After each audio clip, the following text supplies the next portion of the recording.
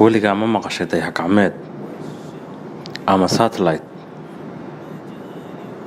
haddiise aad maqashay ama aad taqaan, muxuu qabtaa? yaa iska leh? yaa sameeyey? yaa hindisay?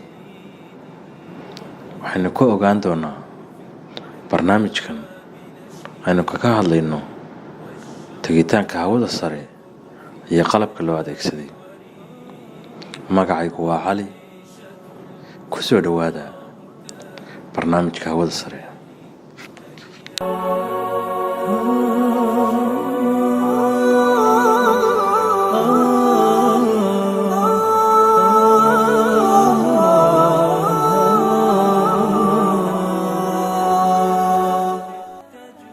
dayax-gacmeed ama satellite waxaa la yidhaahdaa qalab loo isticmaalo hawada sare, kaasoo laga faa'iidooyin badan sida isgaarsiinta, cimilada hawada, iyo barnaamijyo kale oo aad u badan. kontonkii sannadooda ugu dambeeya waxa uu sahlay in adduunku uu xiriir joogto ah la yeesho oo dunidoo dhan ay noqoto mid isku xiran. waxaynu la soconnaa 20 sannadood ka hor ama 50 sano ka hor adduunku inuu aad u kala xirnaa, uusan ahayn mid aad u kala warheli kara. maalinka maanta technology-ga heer ayaa laga gaaray. qofkii wadamada Yurub ka jiray haddii aad Soomaaliya joogtay ama Afrika joogtay, maanta wuxuu kula mid yahay qof kula jooga. waxaana sahlo ka mid ah qalabkan hawada loo isticmaalay satellite-ka loo yaqaan ama Soomaalidu u taqaan dayax-gacmeedka. haddaba dayax-gacmeed yaa sameeyey? yaa iska lahaa fikraddiisa?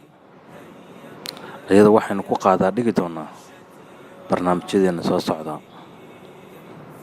balse waxaa iga xusuusin ah inaan weli lahayn qof Afrikaan ah ama hayo wadamada muslimiinta intooda badani inay qalabkan hawada u direen.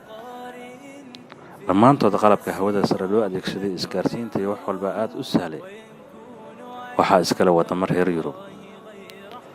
barnaamijkan fiidiyowga aan ku soo qaatay waxaa iskale shirkadda NASA oo laga leeyahay waddanka Mareykanka, taasoo hawada sare u dirtay dayax-gacmeedkii ugu dambeeyay la oran jiray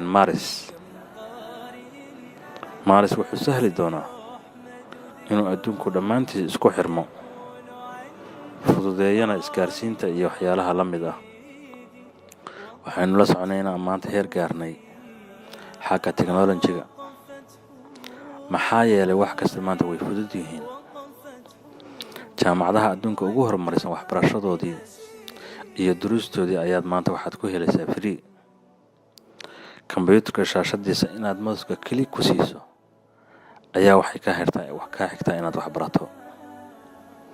gurigaaga goobtaada shaqo adigoo jooga ayaad awoodaa inaad wax barato. waxaana kuu sahlay in adduunku isku xirnaado. la socda barnaamijyada dambe aynu kaga hadli doono aqoonta, waxa ay tahay iyo waxa ay dhasho. halkaasaan kusoo joojinayaa maanta. assalaamu calaykum.